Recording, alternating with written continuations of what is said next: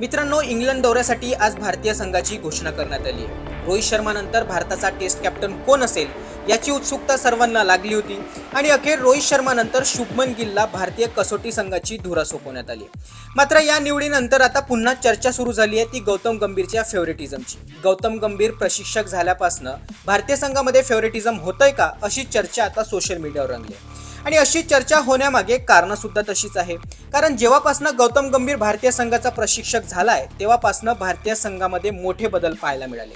सर्वात आधी हार्दिक पांड्याला बाजूला सारून सूर्यकुमार यादवला T20 संघाचं कर्णधारपद देण्यात आलं. त्यानंतर इतर अनेक इन्फॉर्म खेळाडू असताना शुभमन गिलला त्या ठिकाणी व्हाईस कॅप्टन बनवण्यात आलं.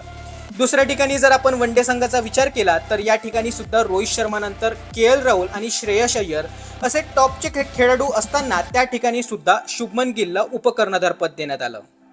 आणि आता शुभमन गिलला भारतीय कसोटी संघाचं कर्णधारपद देण्यात आलंय.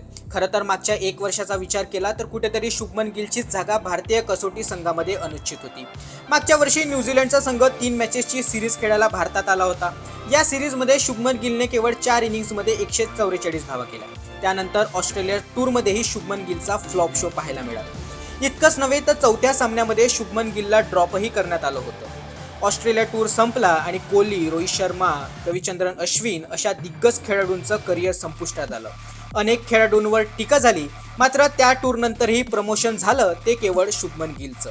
गौतम गंभीर प्रशिक्षक झाल्यापासून भारतीय संघामध्ये KKR लॉबी ऍक्टिव्ह झाल्याचं पाहायला मिळालं. इतकंच नव्हे तर कोचेस सुद्धा KKR मधनं घेण्यात आले. चॅम्पियन्स ट्रॉफीमध्ये अर्शदीप सिंगला बाजूला सारून हर्षित राणाला संधी देण्यात आली. इतकंच नव्हे तर या हर्षित राणाला ऑस्ट्रेलिया टूरमध्ये सुद्धा संधी देण्यात आली. अशा सर्व प्रकारांमुळे भारतीय संघामध्ये फेवरेटिझम होतंय असे आरोप केले जातात. आणि याबद्दल तुम्हाला काय वाटतं कमेंट करून नक्की सांगा.